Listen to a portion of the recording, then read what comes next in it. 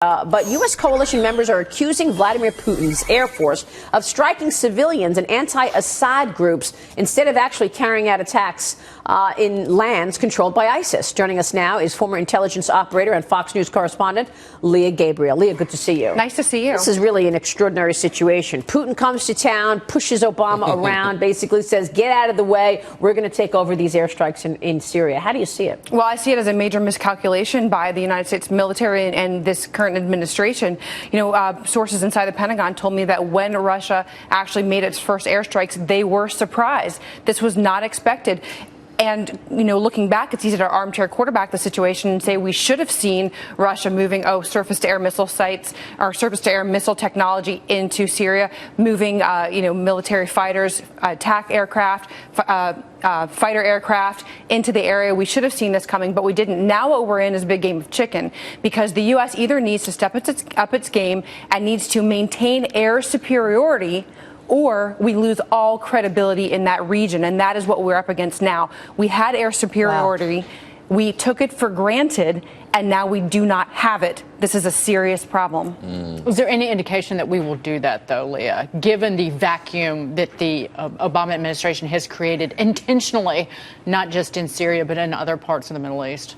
Well, you know, that's the question that everybody has right now. And I would think that inside the Pentagon, and from sources that I'm speaking with inside the Pentagon, I'm hearing that there is a push to up our game there. Now, what we need to do at this point is we need to recognize that we're in a game of chicken with Russia. We have our aircraft, we have their aircraft. When President Obama said that he welcomed for Russia to join in the fight against ISIS, he was talking about joining the coalition, not starting their own fight against ISIS, supposedly, which we're seeing that's not what's really going on there. He wants Assad in. Right. That's the bottom line. Or we want Assad out and he wants anything we don't want.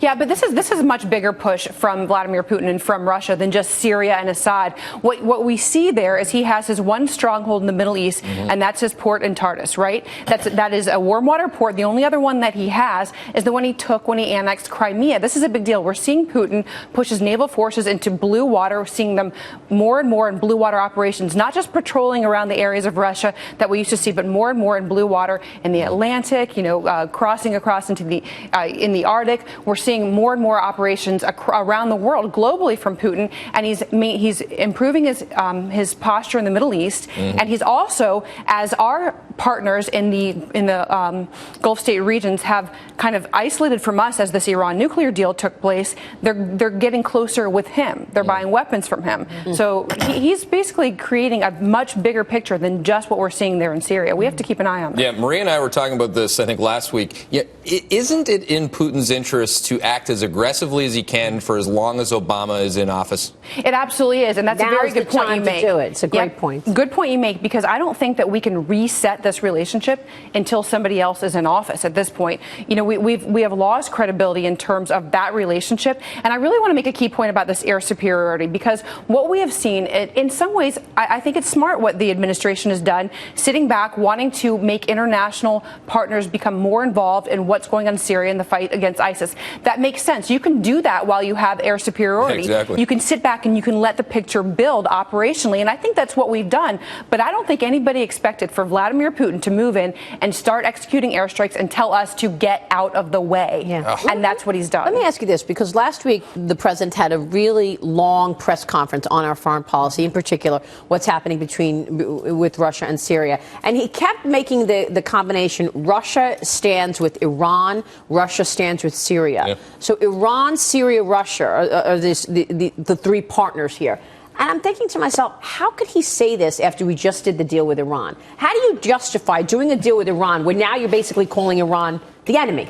Right. Well, it's not just... And we knew they were the enemy anyway. Well, he's also partnering with Iraq, which has been our ally, which we have been put our blood, sweat, and tears, sweat, and tears into Iraq. And now they've created this intelligence network, and basically he's just growing his influence. So this is about a power play by Putin, and it's not just in that region. This is a global power play. Well, the administration stupidly expected when we did the deal with Iran and got on board with Russia. They thought Iran and Russia would cooperate with us to work on the Assad regime, and in turn he did something completely different. Again, surprise attack is the nature of what Vladimir Putin does. I think sometimes we expect other leaders and other countries around the world to have the same moral compass that we do, and that is a mistake by our leadership. We have to recognize that they are not honest brokers. We are honest brokers. They are not honest brokers, and so we have to be watching, not just what they're saying, but what they're doing, and not trusting what they're saying. Well, that's people didn't trust Putin from the beginning. Right. But for some reason, Obama, remember when he whispered to Medvedev, I'll have more, leeway after the election. I mean, he hasn't seen him as evil as other people. They're all politicians. They should know if someone's mouth is moving, they're lying to you. Yeah. So why is Putin any different? Now, it is worth pointing out that polls in Russia are showing that Russians are not liking the idea of Putin supporting Bashar al-Assad. But what they do like is this standing up to America. Yep. Right now, propagandists in Russia, are putting out the hashtag Putin peacemaker, trying to make him look like this great peacemaker around the world. Now he's taking the leadership role that should be the United States is. Something has to change. Now we're in a game of chicken, and we either have to stand up or we lose our credibility. Very smart of Putin. He's got to deal in conflict. He's got to deal in fear because he's got an economy crumbling, and he wants to be the big tough guy to his people. Yep. Leah, thank you. Thank you. Leah, Gabrielle with the latest there. We've got to